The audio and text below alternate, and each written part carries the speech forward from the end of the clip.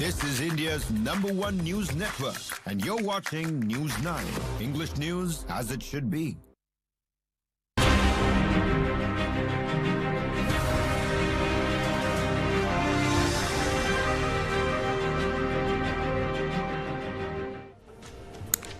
Hello and welcome to News 9, and you're watching On Point with me. I'm Kartikeya Sharma, and today we have 3 On Points lined up for you. In On Point 1, Congress may have secured a historic mandate, but the fight for the CM is far from over. It is an all-out poster war between KCV's camp and VD Satheesan faction, but the big takeaway is Ramesh Chennithala could emerge as a dark horse. In On Point 2, Tamil Nadu's power battle is intensifying as Vijay's TVK camp touches 116 after CPI extends support, just 2 short of the majority mark. All eyes are on now on Governor R.V. Arlekar and the next move from Raj Bhavan.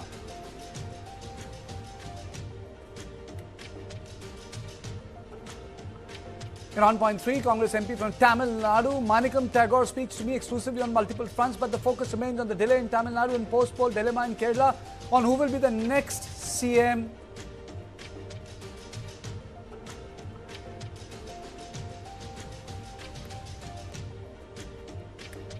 Now, let's talk about headlines.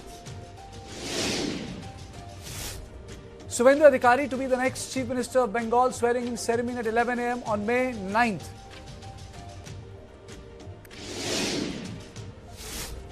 DMK MP Kanimoy writes to the Lok Sabha Speaker requesting a change of seating arrangements in Lok Sabha away from the Congress members after Congress support to TVK.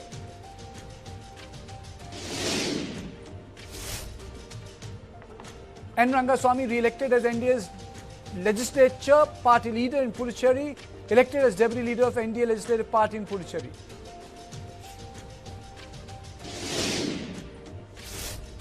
Nida Khan, the prime accused in the TCS corporate jihad case, sent to police custody until May 11th.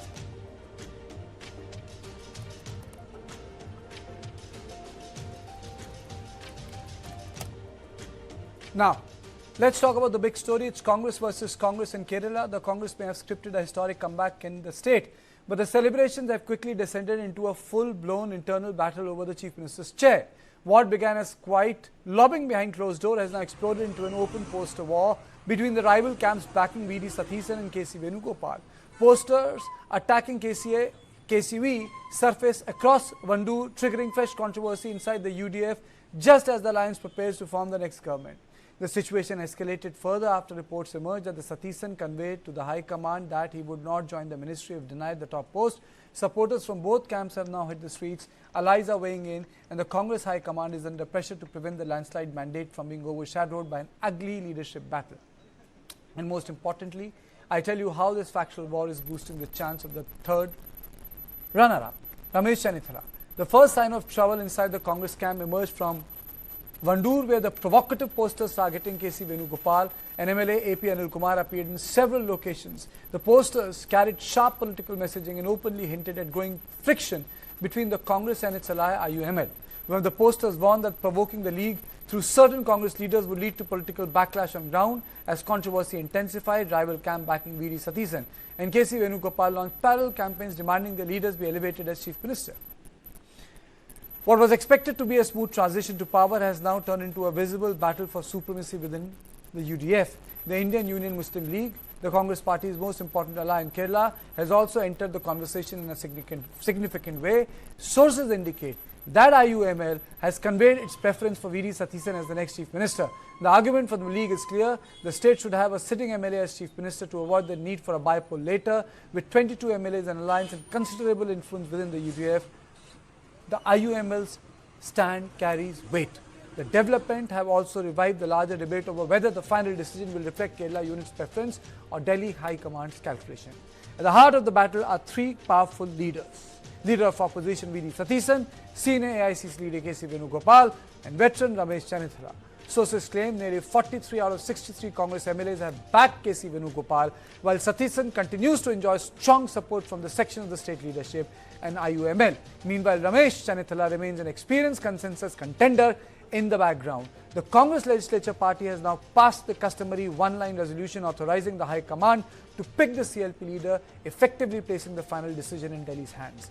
As suspense deepens over who finally gets the top post, senior Congress leaders and AICC observers have now spoken on the process and the final decision-making mechanism. Listen in. देखिए, केरला में हमने कांग्रेस विधायक दल की बैठक में वहाँ सभी हमारे विधायकों के साथ में चर्चा करी।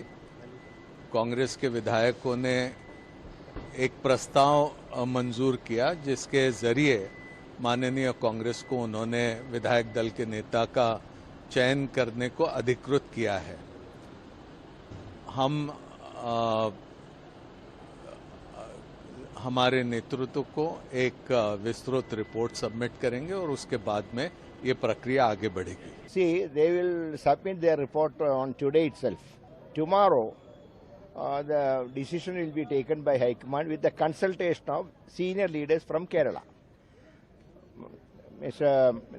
Existing Parliamentary Party leader, Mr. V.D. Satheesan, PCC President Sunny Joseph, and Mr. Ramesh Chennithala. They will be, I think, they will be invited to Delhi on tomorrow. And day after tomorrow, most probably, the name will come out.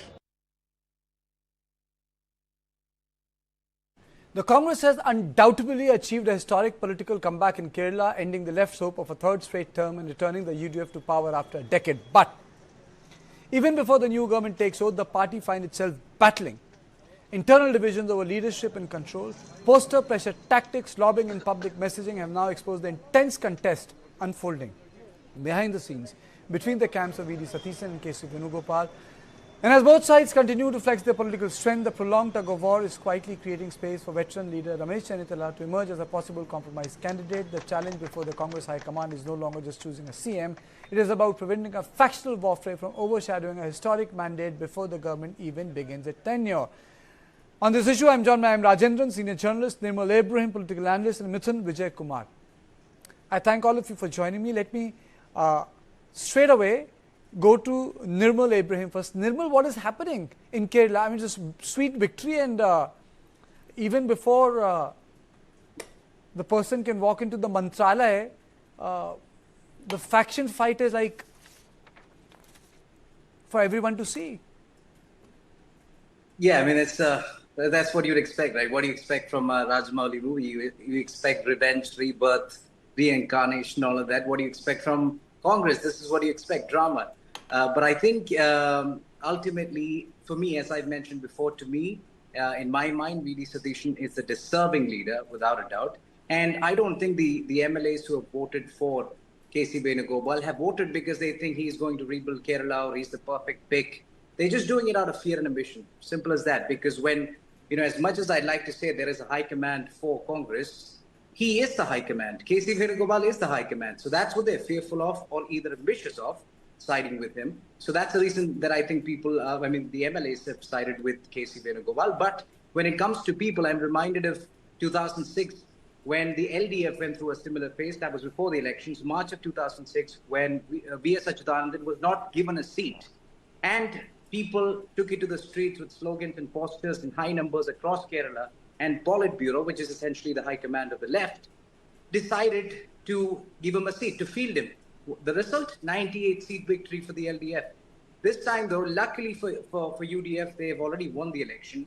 But I'm thinking if K.C. Venugopal is chosen, he will have to forgo his MP seat and either contest as an MLA in Alappuzha, Irikur, or any of the safe seats for Congress. But I doubt that he will win, because at the moment, at least from what I've seen, we've been talking about in Kerala for the last 3-4 days, in families, in get-togethers, at the workplace, on the street, every single person that you talk to says V.D. Satheesan.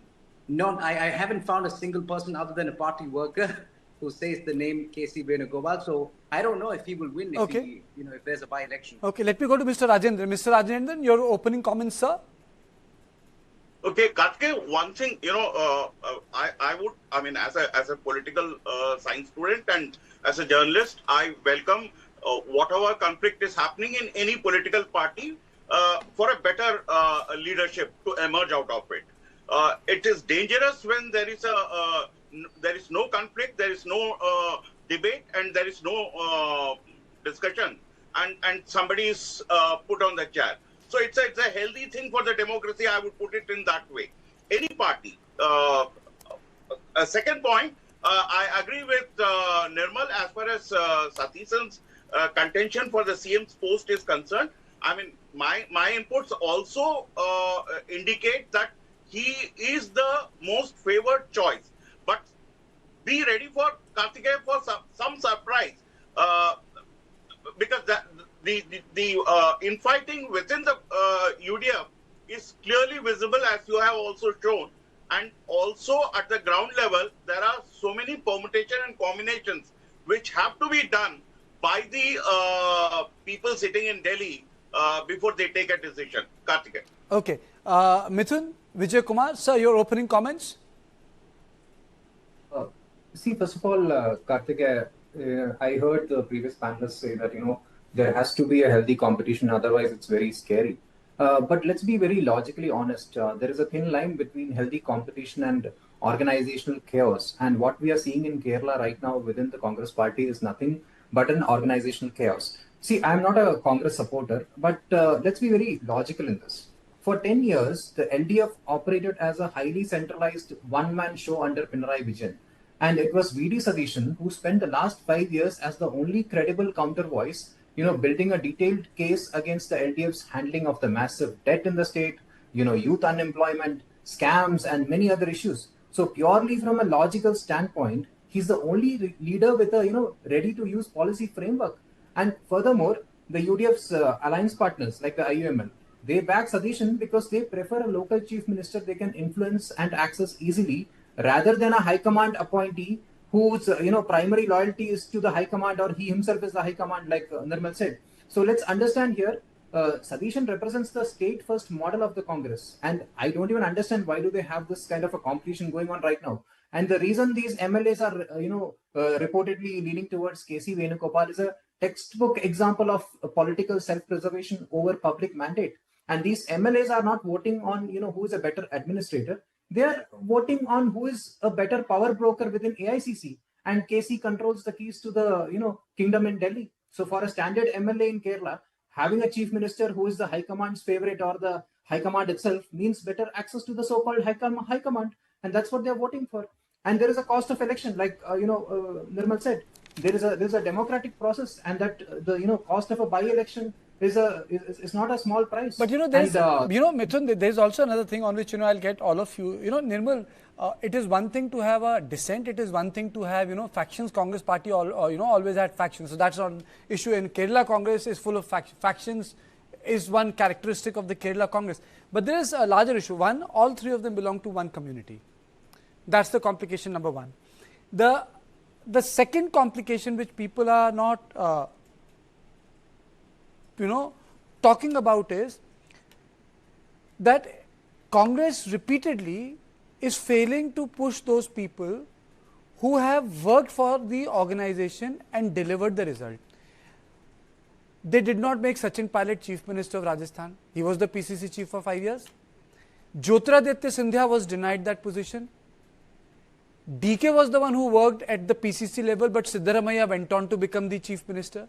Why is this happening? I mean to say, if the person has done that job at a local level, why doesn't he go on to become the chief minister? Nirmal. Yeah, unfortunately, I hate to say this, unfortunately, that's been the pattern with the Congress party, as you rightly mentioned. And the last thing that the UDF wants in Kerala is a repeat of Rajasthan or Karnataka, which is why they will have to break that pattern and make V.D. Satheesan, because he's the most deserving, as all the panelists mentioned. So if they don't break the pattern, that would mean UDF would return to 2005. If you look at the results from 2011, one of the reasons UDF underperformed in the last 20 years is because of the multiple factions that came out of the 2005 crisis. And the only time that they won in 2011, they ended up getting 72 seats. So you don't want to end up going back to 2005, where you have more factions, more internal issues, and loss of public reputation. So I think the ideal situation here, or the probable situation, would be K.C. Venugopal, but I think the people will vote against him if he stands for a by-election, no matter where he stands. But even if it was Ramesh Chennithala, you could make the argument that he has a better resume, no doubt. NSU chairman, KSU chairman, AICC secretary, KPCC secretary, 6-time MLA, 4-time MP, 2-time minister. You could make the case for Ramesh Chennithala, but how can you make the case for K.C. Venugopal, who's been detached from Kerala for the last 8 years? Plus, what credible eligibility does he have? Has he done well for the Congress party across the board in India? I mean, he's the second most powerful guy in Congress. How has the Congress done in India, across the nation in the last 8 years? That's how you can judge him, I guess. That's a cool point. Mr. Rajendran? Yeah, see, getting a consensus is not going to be easy. With three leaders coming from the same community, factionalism is going to be there, even if a chief minister is finalized. But having said that, Congress will be looking not only for a person to help in Kerala, but also to provide some kind of a resources or stability at the center in terms of getting the development which has to be reflected within the state and has to be shown wherever the Congress is going to fight its next election as a leadership which can deliver. So again, Venugopal would be needed at center. I doubt he would be allowed to go and take over Kerala. Satheesan would be the person who would be taking care of this, but it will be also important that how he is able to provide that kind of, Karthikeya, please understand, the state needs a lot of financial support from the center in terms of, for development process, in terms of putting up industries, etc., etc. So that is going to be the challenge for the leader. So these all would be weighed in while selecting the leadership for Kerala. But Mithun, I have another take on the issue. And that take is, yes, okay, Ramesh Chennithala can be the consensus candidate. Mr. Satheesan is sort of a very angry leader right now. But all of them have taken public position. I think in an interview, Mr. Satheesan says CM or nothing. So if you have, position of powerful people who either want to be CM or have nothing to do with the government, it does not send a good signal, Public celebration, posters. I mean, say after a point of time, the healthy discussion looks like as if the house is not in order. See, definitely the house is not in order, but we need to pick the best from the three options that we have. And if we look at who has worked on ground, there is no other name than V.D. Satheesan. Oh, that's true. I completely agree. No questioning about K.C. Venugopal's CV. I don't have any doubt in K.C. Venugopal's CV. He was a very good minister. He was a great MOS. But if he had such a great pulse on the state, why did he not contest the assembly election like Satheesan or Chennithala did? You can't stay away from the battlefield. Wait for others to win the war and then fly in to claim the crown. If experience was the only criteria, then the Congress should have projected him as a CM face before the polls. No, why are they doing it now? And I have no problem with Ramesh Chennithala as a leader, but the problem is that he's a veteran leader. He has decades of experience, but he was the face of the party in 2021 election. And politics is about fresh energy and momentum. After 10 years in the wilderness, the voters did not give UDF these seats just to see the same old faces in power. And choosing Chennithala would send a message that Congress is rewarding seniority and loyalty over the new aggressive style of leadership that actually won this election battle. And it would look like a consolation prize for an old soldier rather than the visionary choice for a new government that we have. And okay. I would agree that you have exposed a fact within the Congress process that it is designed to keep few people within the specific circle or the community, which alienates certain other communities. But the scary part for the Congress is, if at all there is a by-election, how sure are they that K.C. Venugopal will win the election? Absolutely, absolutely, yeah. Absolutely. I think what is required is a swift decision. No deputy chief minister if you don't want to run in like Karnataka, or you don't want Rajasthan, Chhattisgarh, or Madhya Pradesh. And most important of all, it should look like the decision has been taken in Thiruvananthapuram and not Delhi. Because, you know, Congress is not BJP right now. BJP can do it because it has a powerful center. The Congress as a national party does not have a powerful center as of now. So the satraps have to be accommodated the way BJP did in 1980s and early 90s when you had Kalyan Singh, Sundar Lal Patwa, Narendra Modi, where chief ministers were heavy. They constituted the party. Today Congress is in that position and the BJP is on the other side of the fence. Thank you all of you for joining me on this riveting conversation on who is going to be the Mukhyamantri of Kerala. I think we'll come to know after some time. It's time for a small break. After the break, we'll come back and talk about Tamil Nadu in Vijay.